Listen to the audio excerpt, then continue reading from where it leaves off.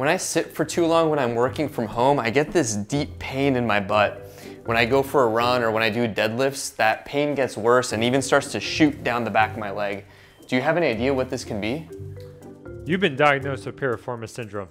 Today, we're going to teach you exactly what it is, how you can test if you have it, and more importantly, ways to treat it at home.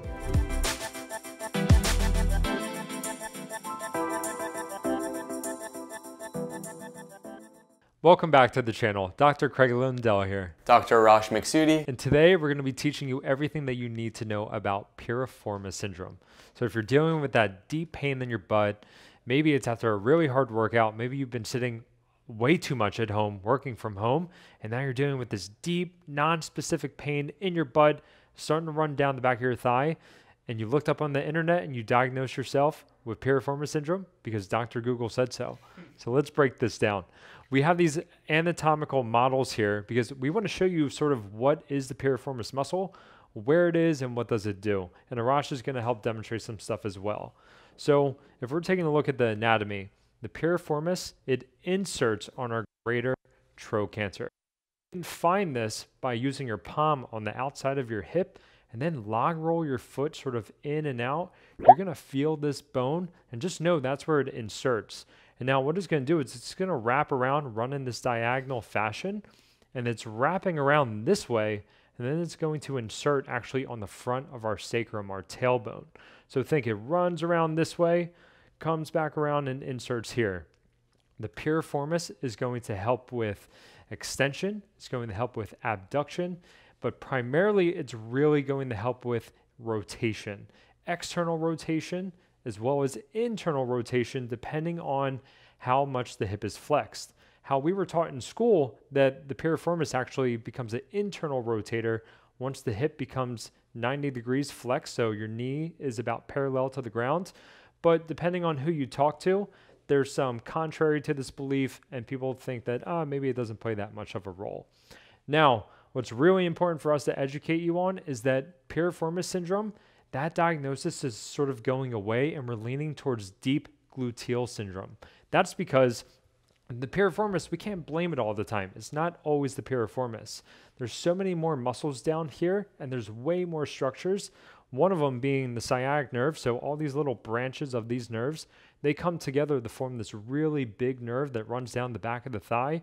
That piriformis muscle is actually behind the sciatic nerve. So the sciatic nerve sits in front of it.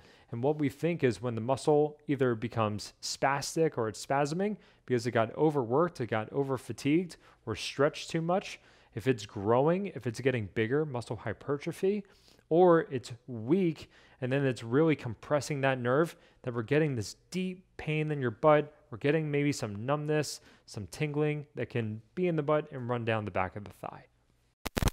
How do you know if you're actually dealing with Piriformis Syndrome? How do you know if you're not dealing with something else? So remember, we're leaning towards the term deep gluteal syndrome because it's typically much more than just the piriformis. And also know that there's many other different diagnoses that can present similar to Piriformis Syndrome. That's why we've created this infographic. You can learn about that as well as Piriformis Syndrome more in an article that we wrote entirely dedicated to this topic. And that's going to help you more than what we're going to show. But I'm going to show you two different movements that you can do, preferably with a friend, that's going to help tell you if you're actually dealing with that deep gluteal syndrome, that piriformis syndrome. So I'm going to demonstrate it with Arash. Typically, he's laying flat on his back, completely relaxed. The first one that we're going to do is just a straight leg raise. So I'm not putting any extra tension here because that's really a move to sensitize the sciatic nerve. But we're just looking at, hey, if we bring his hip into flexion with his knee straight and he's completely relaxed, does he get a reproduction of symptoms at his piriformis? Remember where we showed that to you earlier in this video. So that's one. It's just a straight leg raise. And if you want to tension more, to tension the sciatic nerve, you would want your toes pulled up towards you. The other one is, it's called a fair test. So with Arash laying on his side, the most important thing is I want his pelvis staying like this. If his belt buckle, if you're wearing a belt buckle, it's parallel to the ground. So Arash, keep your pelvis still. On this side, remember, piriformis runs from here to there. We're going to bring his knee up in the flexion. We're going to let his hip adduct it's important that he doesn't let his pelvis completely rotate because we're trying to put tension on that muscle. Adduct, and now here we're going to internally rotate the hip. This is going to put max tension on the piriformis, but no, a lot of the muscles back here and the muscles on the side of the hip, there's anterior fibers, there's posterior fibers. So personally, I like to look at internal rotation as well as external rotation. And I just want to know if he's getting any reproduction of symptoms here. And this can tell us, hey, maybe it is the piriformis involved. Maybe it is some of those deep gluteal rotators. Here's some prehab tips for piriformis syndrome. So let's start out with what can you change on a daily basis? And if you're dealing with pain in your butt while sitting, offload that area. Maybe you just need to put more weight on your opposite butt. Maybe you just need to stand up and get standing, right? Stop sitting for so long or change your posture throughout the day. Try to do work from home while you're standing like Arash is showing. If it hurts while just standing with both feet up, maybe put one foot up on a stool. Maybe switch. While you're standing, don't stand lazy while you're just leaning to one hip or the other. You're actually just putting more stretch and compression on that area. And maybe even though it's just a little bit of a stretch, that long duration stretch, adding all that compression to that nerve or anything else in that area that's aggravated is what's really going to piss it off. Now let's dive into stretching, because honestly, everyone thinks that stretching is going to fix piriformis syndrome. That's what is always prescribed. But Arash and I would agree, this is where people do things wrong and they actually get delayed onset of symptoms by pissing it off. So we want to do easier stretches. We want to do smaller loaded stretches versus putting our entire body weight into it. So let's start with the general supine piriformis stretch. Arash is going to demonstrate this. Remember, the piriformis, we can stretch it with flexion, adduction, and rotation, but the piriformis as well as other muscles in that area have anterior and posterior fibers. So rotating the hip this way may be able to stretch the muscle pretty good, but also maybe let's do that supine internal rotation stretch, Arash, where you have both feet bent and then on the table, and then you cross one over the other horizontally, and you're letting this hip fall this way. Really just any sort of adduction, flexion, and rotation, you're going to get stretching of the muscles on the outside of the hip. We're just going for gentle range of motion. Now let's flip over and let's get into a quadruped position, Arash. Really the big focus that I think a lot of people aren't mindful of is pelvic position. So remember, the piriformis runs from our sacrum to the outside of our hip. So not only moving our hip can stretch the muscle, but really being mindful of our pelvis. So Arash, let's just do a little bit of a gentle posterior mobilization, or show me a pigeon. And really, Arash is being really gentle with this. Say that you start to feel a lot of your symptoms there. You don't need to go further. You're not going for the biggest stretch of your life. You can hang out here, but now Arash, rotate your pelvis on your hip versus moving your hip more. So Arash, if you can think about it, he's rotating his pelvis this way. He's stretching from the origin, not the insertion. And that's something that you can be really mindful of with all these stretches, as well as the exercises that we're going to dive into. And show us the more aggressive one with a pigeon. And again, maybe you just feel a stretch here. Say that he's like, oh, I feel a giant stretch. I'd be like, Arash, just move up more. And now just rotate your pelvis on your hip. So getting that rotation is actually stretching from a different area. And that's a great way where you're still feeling the stretch that you want, but you're not going crazy with it. Exercises for piriformis syndrome. This is the most important part of this video because it's not stretching that's just going to fix piriformis syndrome. You have to do exercises. And Arash and I would agree, people that are dealing with piriformis syndrome or deep gluteal syndrome are probably dealing with a muscle that is getting overworked, is getting lengthened too much. It's working eccentrically, compressing everything that's below it. So with that being said, early on, we need to not only try to strengthen the piriformis, but we need to strengthen the musculature around it. If the piriformis is getting overworked, that means that the glute muscles are not doing their job. The glute max, the glute med, other muscles that control adduction and internal rotation. So I have Arash set up here on the table. We're going to start with lower level exercises. We're going to do our clam, right? We're working on external rotation. Piriformis is a really strong external rotator, but you not only want to do clams in hip flexion, but you also want to do them in hip extension. So getting those knees back, getting that hip in an extended position, and Arash is doing a really good job being mindful of his pelvis. You have to keep the pelvis completely still to make sure that we're really working all the external rotators and the hip musculature.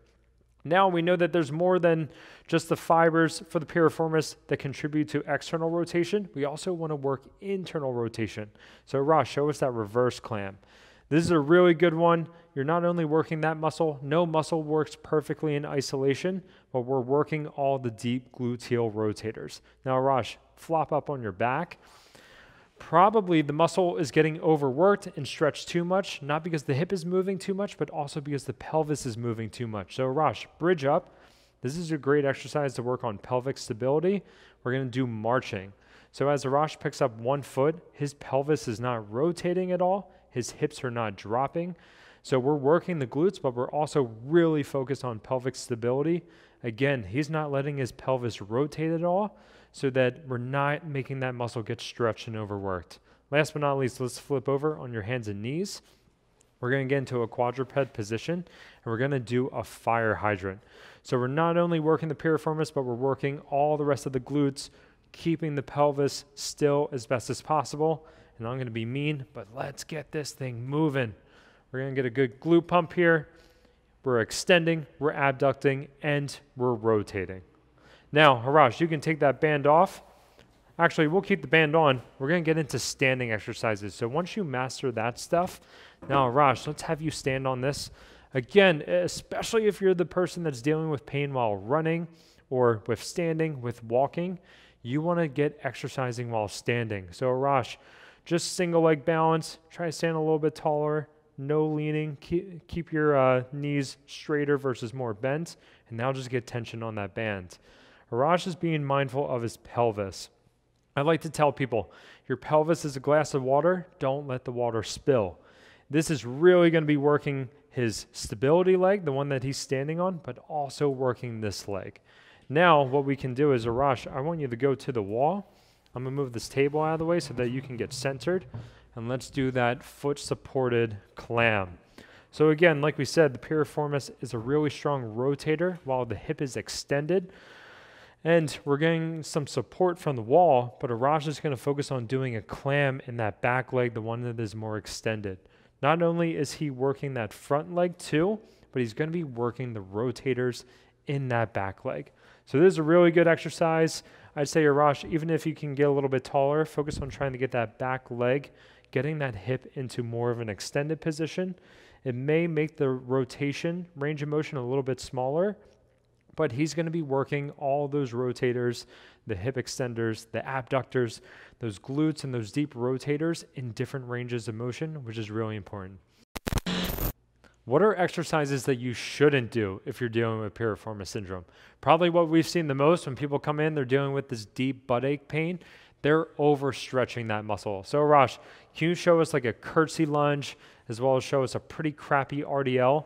So if you're doing exercises where you're going into a ton of hip flexion, a ton of hip adduction, rotation, or you're doing an RDL where you have poor pelvic stability, and instead of staying parallel like this, you're letting this rotate, your pelvis rotate, your hip fall out that way, you're just stretching the muscle. You're putting a ton of compression on the structures under that muscle, and you're just really going to aggravate that area, cause more spasm, cause more pain, numbness, and tingling. So avoid that stuff for now, but eventually you want to work back into it. All right, thanks for tuning in. Again, we hope that you really enjoyed this video. Let us know, leave us a comment, be sure to subscribe to the channel, and tell us what you want to see more of. Until next time. Thank you so much for watching this video. Craig here from Team Rehab, and if you want to continue taking control of your own health, be sure to subscribe to our channel and continue watching our videos.